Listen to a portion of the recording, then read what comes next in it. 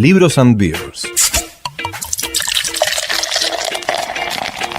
Libros and Beers.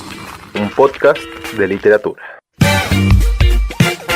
Cada tanto nos juntamos, tomamos una cerveza, birra, polarizada, chela, porrón, chicha, fresca. Y hablamos de libros. Descaradamente. Libros and Beers. Seguinos en @librosandbeers.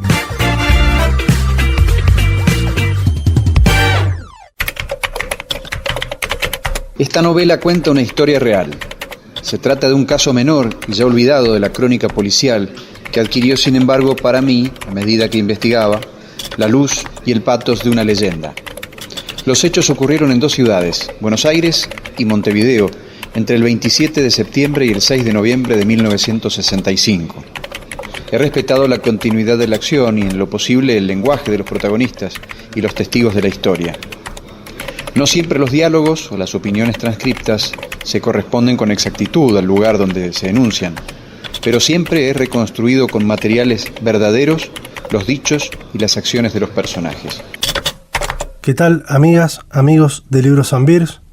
Seguimos intentando hacer algo con nuestras vidas.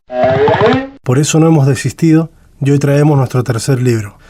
En esta ocasión vamos a analizar Plata Quemada, del escritor argentino Ricardo Piglia. Esta novela fue publicada en 1997 y se basa en la historia real de un asalto a un banco de la provincia de Buenos Aires que ocurrió en el año 1965. Nos ponemos el snorkel, las patas de rana y el salvavidas y nos sumergimos en el infinito océano de Piglia. El libro cuenta un hecho real de un atraco a la recaudación de los sueldos municipales del municipio de San Fernando, de la provincia de Buenos Aires. Hay 4 personajes principales, porque en la novela aparecen un montón de nombres que están involucrados en algún punto con la historia. Y bueno, una banda de delincuentes que realiza el atraco intenta, una vez realizado el robo, escapar al Uruguay. Llegan al Uruguay y dentro, una vez que están en Uruguay, se topan con la situación del aislamiento, de tener que estar escondidos, de tener que estar acobachados, justamente porque son conscientes de que los persiguen. Y a partir de eso, uno de ellos, el nene Brignone, en las noches sale de ese aislamiento que están teniendo, cansado, aburrido, y empieza a deambular por las zonas bajas, las zonas del puerto, las zonas rojas, y básicamente lo hace para conseguir drogas, para tener sexo con prostitutas, pero también con varones, con taxi boys. Y bueno, a partir de esas interacciones conoce a una chica que le muestra su vivienda, que vendría a ser una especie de una casa que frecuenta mucha gente, en el sentido de que mucha gente tiene las llaves de acceso a ese departamento. Y bueno, es en ese departamento donde, además de esa pequeña historia de Garch and Go, además de esa pequeña historia, es donde se da el asedio final que sufren los 3 asaltantes, el Gaucho Dorda, el nene Brignone y el Cuervo Mereles. Sufren el asedio de la policía durante varias horas y resisten hasta que van cayendo de a uno y finalmente son asesinados 2 de ellos. Cuando vos decías esa parte de que se fueron a Uruguay y Brignone empieza a frecuentar la noche, me dio la sensación que queda muy atrás del asalto.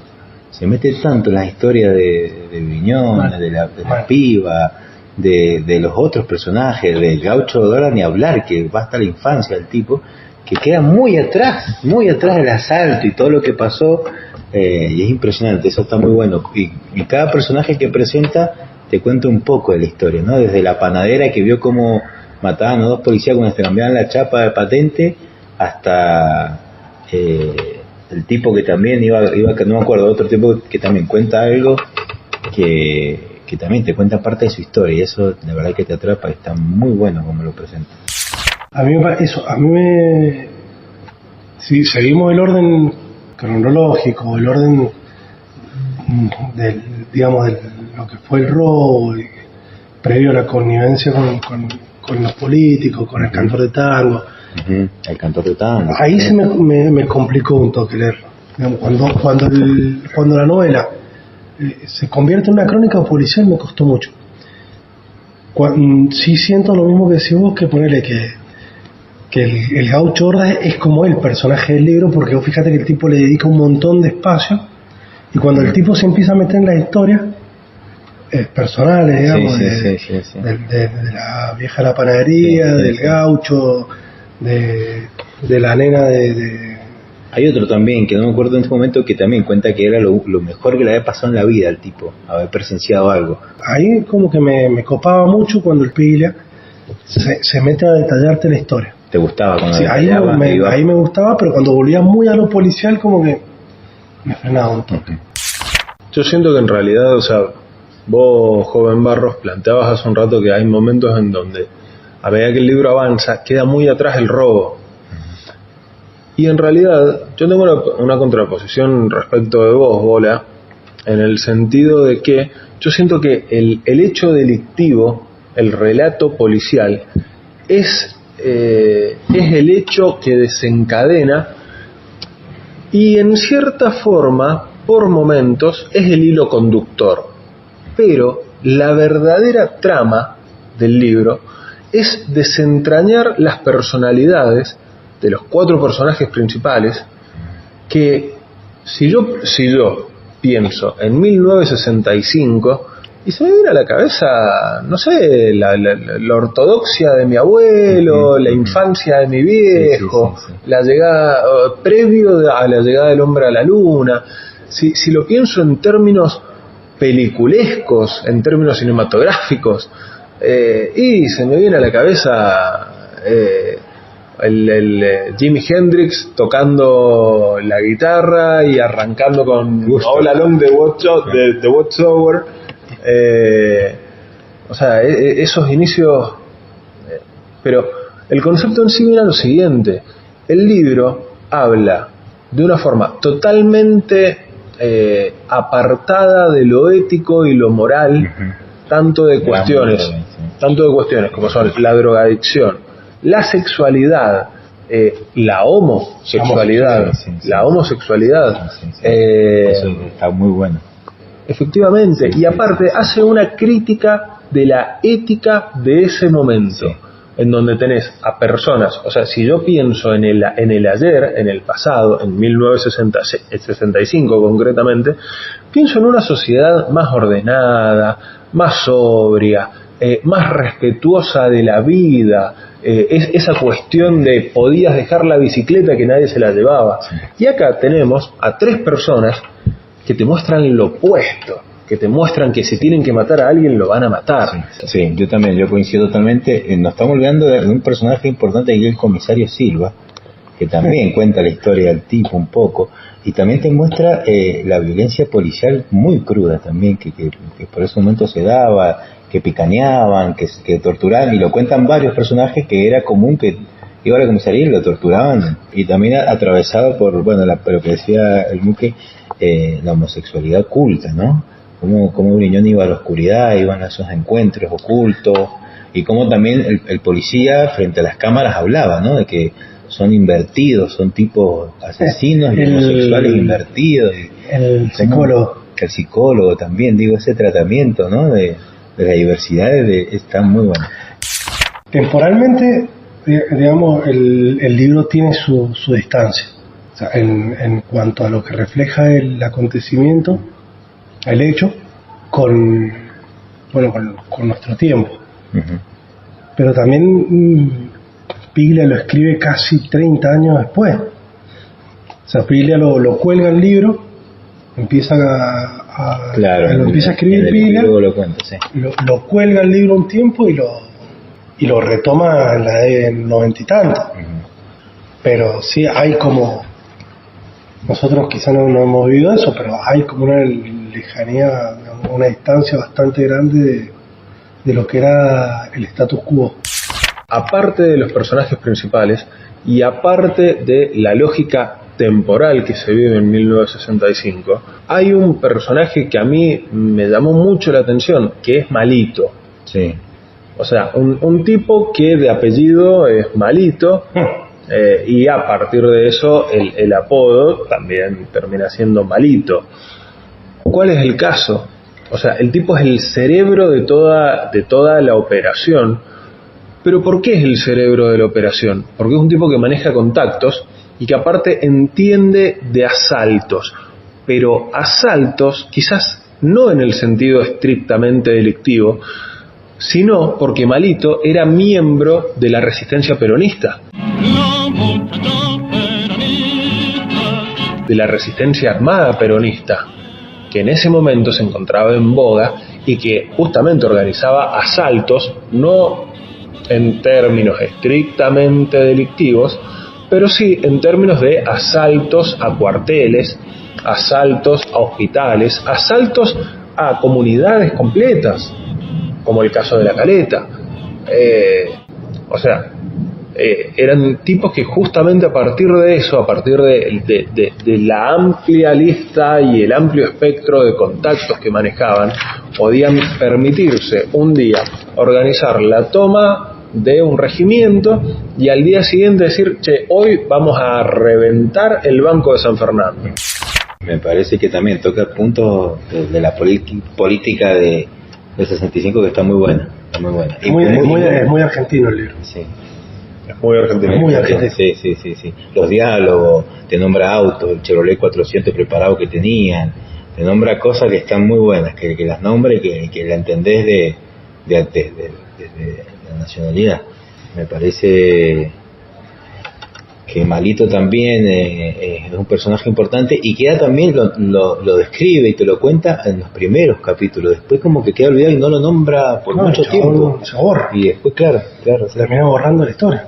En cuanto al final y a los personajes, por ahí me gusta cuando él te da la opción de la hipótesis que maneja. Zapiglia se basó en todo lo que más podía con pruebas para escribir, pero en varias ocasiones de la novela aparecen hipótesis como diciendo esto pudo ser así como pudo ser así también. Y vos fijate cuando él habla cuando empiezan a hablar de Malito, que prácticamente en los últimos del capítulo 6 Malito se borra. O sea, cuando los tipos caen en el departamento se borra, desaparece Malito y maneja ciertas hipótesis también, y esto me gustó mucho, así decir, lo dejo a tu criterio. Y en el epílogo también lo dice que no se sabe qué pasa y lo deja abierto. Sí, o cómo ellos llevan adelante la operación del departamento. Claro. Hay varios momentos donde él te dice, lo dejo a tu criterio porque hasta acá llegué con la investigación. A ver, hay una realidad. A lo largo del libro, el rol de Malito es el de cerebro. Y como buen cerebro, claro, ni siquiera se aloja con los delincuentes. Y hay un momento en el cual, justamente sobre el final del libro, cuando están sosteniendo el asedio que les impone la policía, en el cual ellos dicen constantemente, en cualquier momento llega Malito, y llega con una tropa de 50... De Brasil, una tropa de Brasil. Llega con una tropa de 50 brasileros para matar a todos estos policías y liberarnos. Él nos va a salvar. Sí. O sea, hay una especie de deificación, sí, total. En la cual el tal Malito pasa a ser, o sea, algo que está más allá de un personaje común, de una persona más. Siento que ese también es un análisis interesante de por qué hay un momento en el cual se borra. Y también lo que es el muque de que no hay muchos datos verídicos tampoco de Malito, por eso no lo nombra, por eso era el cerebro, por eso no hay muchos datos policiales de Malito. Previos sí, pero después no y está bueno. Tal vez sea el personaje más inteligente o el personaje real que digamos se pudo apartar en el último momento.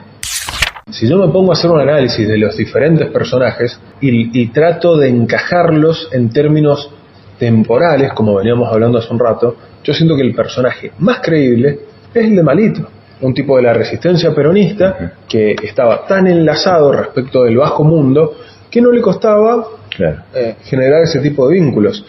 Y me resulta personajes más extravagantes los tres asaltantes que jugaban, por ejemplo, con la sexualidad de las embarazadas, o que abiertamente planteaban una relación abierta homosexual, o la bisexualidad de Brignone, sí, de un día estar con una mina y al rato estar con un vago y hacerlo sin ningún tipo de prurito. Con esto no digo que tenga que haber un tipo de prurito al respecto, pero lo pienso en el contexto de esa época, de esa sociedad, y claramente lo tomo como un caso tabú. Tiene esos condimentos que están muy buenos, muy buenos esos condimentos, que en el epílogo lo dice, ¿no? Que se trata todo desde la veracidad, y por ahí no sabes hasta qué momento es parte de él y de veracidad, algunas cosas, otras cosas. Y por ahí, por ejemplo, cuando el comisario Silva habla despectivamente de los asesinos homosexuales, tal vez Piglia lo presenta así y no hace ninguna crítica. También lo escribió en 97, pero lo presenta, ¿no? Que el lector haga su crítica en el momento que lo lea, ¿no? Como nosotros en el 2022, por ejemplo, te lo presenta como era. Sí, fíjate por ahí los distintos personajes van teniendo como distintos, cada uno tiene una rosca o un rollo. Se yo poner la nena Blanca, creo que se llama Blanca, tenía, no sé, 15 años. O sea, hay cuestiones que, por eso recién hablaba de la lejanía que hay, quizás con los escritores que hoy vayan a plantearse una novela así, no sé si la escribirían así. No. Entre otros temas, yo siempre trato de destacar en los libros aquellas cosas que he resaltado, que me he tomado el trabajo de parar la lectura, agarrar la lapicera y decir, che, subrayo esto porque me parece muy interesante.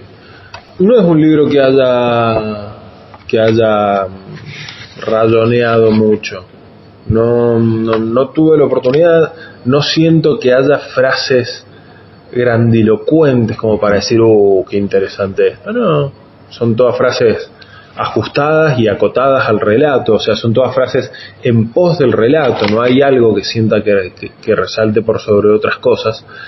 Así y todo, algo que a mí me llamó mucho la atención fue una vez que están siendo asediados en el departamento y que están encerrados y que son conscientes de que en algún momento el fin va a llegar, porque en estas circunstancias hay un momento, o sea, en circunstancias donde vos estás muy bien apertrechado, pero absolutamente cercado, y la policía está afuera y hay muchísima cantidad de policías y siguen llegando policías, el desenlace está a la vista. Puede estirarse más o menos horas, pero el desenlace está a la vista. Hay una realidad, en algún momento se cae. Mientras todo eso sucede adentro, afuera había psicólogos, filósofos realizando declaraciones a los medios. A mí me llamó mucho la atención de el filósofo uruguayo Washington Andrada, quien señaló que consideraba ese acto terrible una especie de inocente potlatch, realizado en una sociedad que ha olvidado ese rito, un acto absoluto y gratuito en sí, un gesto de puro gasto y de puro derroche que en otras sociedades ha sido considerado un sacrificio. ¿A qué va con esto? Al momento que le otorga título al libro, al momento en el cual dicen, bueno, esta plata no la vamos a poder gastar, ¿qué hacemos? La quemamos. La lógica es, o sea, esta plata, que si la dejamos acá va a terminar en manos de la policía, va a terminar en manos de la política, esta plata se va con nosotros, y nosotros nos vamos sin una sola bala en el gabinete de recarga. El caso en concreto fue la imagen del potlatch, pero básicamente vendría a ser una antigua tradición de los esquimales, cuando a una familia le había ido muy bien durante el año, en términos económicos, otorgaban regalos para obtener reconocimiento social. o inclusive de romper algo a la vista de todos, hacerlo de manera social, algo que sea caro. Y en este caso, justamente, lo que simbolizaba la plata quemada era eso. Era decir, bueno, chao, o sea, este es el reconocimiento social que yo quiero tener. Me doy el lujo de prender fuego la plata. Tengo tanta plata que me doy este tipo de lujo. Claro, la opinión de la gente que ha olvidado la vieja tradición del potlatch, como bien lo dice este filósofo Washington Sarlangas, es el concepto de una sociedad que ha olvidado esa antigua tradición. ¿Por qué? Porque cuando empiezan a prender fuego la plata, la gente se enerva en su rol de Doña Rosa, diciendo esa plata podría ir a comedores infantiles o a algún orfanato. No, señora, esa plata no va a llegar a esos lugares. Entonces claramente se genera un rechazo superior aún respecto de el acto delictivo que se estaba cometiendo en el libro. Respecto a esa parte que decías vos, que hay muy pocas partes para subrayar, me gusta una parte cuando transcribe una sensación o algo textual que pudo escribir el periodista de Diario del Mundo, que dice en un momento que lo ve al comisario Silva secándose como la transpiración y ve en un momento una mirada así de miedo, de que el tipo oculta algo, que quiere matarlos, no quiere sacar a nadie vivo de ahí, y esa me gustó esa manera de describirlo de Piglia, que tal vez era una descripción del propio periodista que había transcrito en una de sus notas, ¿no? Pero eso de que mira por un costado y ve esa mirada, y que hasta él puede ver esa mirada de oscuridad que tenía el comisario Silva, de años de tortura, de golpes, y lo puede ver, y esa manera de transcribirlo ahí me gustó mucho también. Y hay una parte que también, y habla mucho también del radiotelefonista, cómo escucha y capta todos los sonidos, y en un momento muestra en una parte y habla de y hasta te transcribe Piglia todos los sonidos que captaba, ¿no? Un perro que había quedado encerrado, un huinco que había quedado andando, una vieja, claro, es muy buena esa parte que te lleva al momento, te hace como una vista panorámica del departamento atrincherado y todos los sonidos, y el sonido cómo te llena, ¿no? Entonces eso me gustó muchísimo también, cómo te lleva y te muestra ese mundo de esa situación. Yo siento que este libro también, al menos para mí, tuvo una particularidad, que es el hecho de que lo teníamos en formato papel y lo teníamos cada uno en una edición diferente. Cada una tiene una diagramación de portada particular. O sea, obviamente lo imperante es el fulgor de un fuego, sea ya en primer plano o de refilón, que en sí la plata quemada termina siendo, si bien es un agregado del libro, el hecho de quemar la plata. Si a mí me hablan de plata quemada, y yo claramente lo asocio con un ilícito. Hay algún tipo de ilícito de por medio que me invita a pensar en que voy a leer algo sobre un robo o sobre un asesinato, y efectivamente siento que cumple lo prometido el libro, lo prometido. Tal vez juegue con eso que decía el filósofo, como el lector ha perdido también esa vieja tradición de que vos lees plata quemada y sabés que es algo que no se hace, algo que está prohibido, entonces hay algo ilícito, hay algo ilegal, hay algo que está mal en la frase, en las dos palabras plata quemada. Siento que muchas veces lo interesante del filósofo, el psicólogo, el telegrafista, el radiotelegrafista. El radiotelegrafista. Qué linda profesión esa. No, chabón. No, pero... Como 10 horas encerrado ahí, déjate joder. No, pero muy bueno. La panadera, sí. O sea, todas personas a través de las cuales Piglia puede hablar. Uh-huh.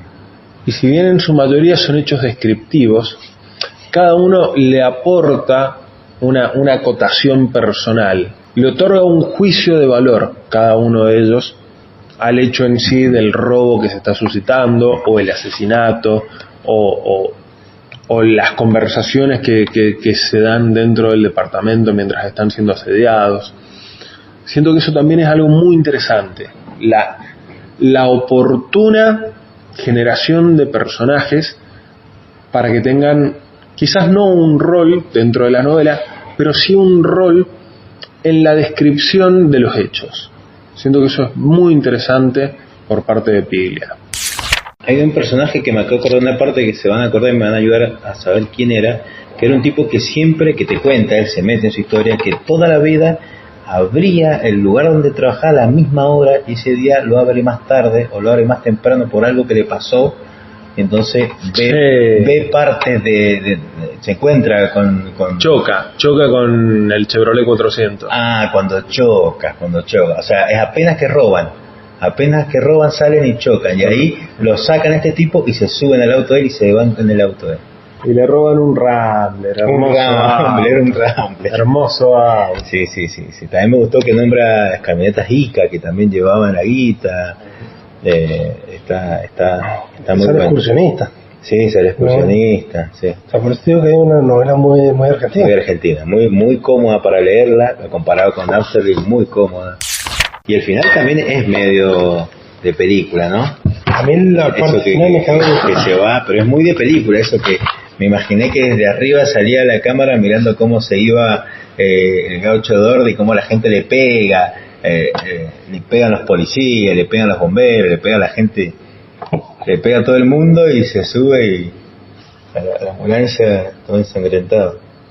Es muy fuerte también cuando se muere Briñones en los brazos de él, que eran viste que decían que eran mellizos. Claro. Se decían que eran muy unidos y eran mellizos, y ahí te cuenta cómo lo conoce, y ahí se mete un poco más en la historia de Gaucho Dorda, que cuenta cómo lo conoce, cómo se escapa él de un hospital psiquiátrico también.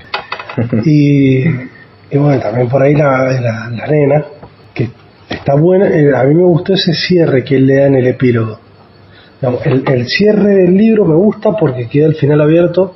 O sea, yo creo que él, quizás si él no escribía el epílogo, te deja el final abierto, decir dónde está Malito, qué pasó con el gaucho, cómo siguieron los otros, porque había un montón. Pero qué loco que él se encuentre con la nena en un tren. Con la nena se encuentra, claro. Y él escriba esta novela por ese encuentro, digamos, sí. En un tren. Con un personaje con un personaje real. Sí, que le dedica muchas hojas también, muchas hojas, muchísimas. Quiero volver a aquello que hablamos antes del asado, porque antes de hacer esto nos comimos un asado, que era justamente la musicalización que maneja Piglia respecto de este libro. Y yo creo que va a haber que ponerle así una pequeña cortina de Tom Waits, puntualmente con Mr. Siegel.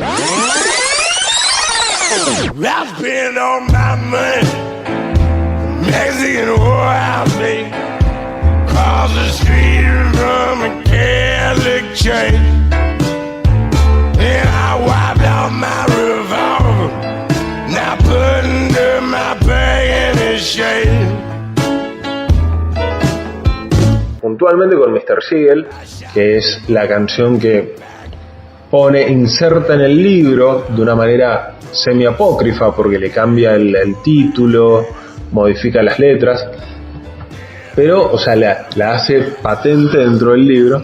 Y la verdad yo me pongo a pensar y digo, Tom Waits, un libro que estamos reflexionando, que es tan argentino. ¿No había un rock argentino en 1965 como para poner? Y no.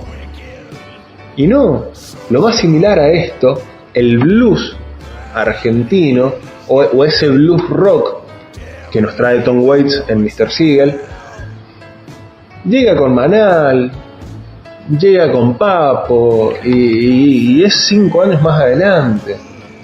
El caso es que la musicalización que elige Piglia, que al fin y al cabo es importante saber la musicalización que elige el autor, es Tom Waits, Mr. Siegel, un blues rock crudo 49. Del 41. Bueno, o sea, ¿qué tenía en el 65? 15 años. Claramente esa voz con la cual canta Mr. Siegel no la tenía a los 15 años. No hay forma, esa voz ronca, destrozada por whisky, por la noche, por los cigarros.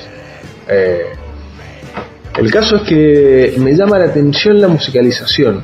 Y uno dice, bueno, ok, o sea, una canción con un bajo muy presente, una cadencia permanente, un cuadro absoluto de blues con distorsión, un cuadro de blues con la guitarra muy distorsionada, la voz muy rota.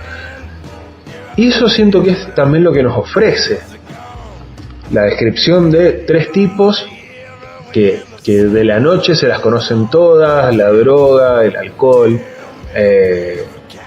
y que justamente, o sea, es el jugado por jugado. Esta noche me puse en pedo, crucé una mala mirada con un tipo en este lugar, y bueno, y es muy probable que el tipo tenga un revólver o que lo tenga yo, y esto va a quedar acá. O sea, el mañana no tiene sentido.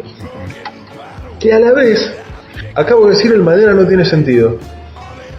Y tiene una cuestión filosófica de fondo este libro, en donde, bueno, si la quedamos hoy, la quedamos hoy. Desde el primer momento, siento que hay una postura filosófica del aquí, el ahora, que se hace patente en todo sentido a lo largo y ancho del libro.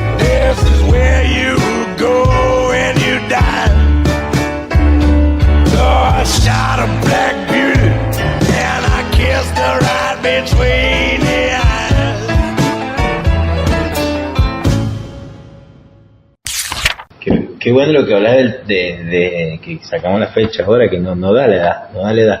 Él lo pone para mostrarte eso que acabas de describir muy bien. Sí, me parece que sí.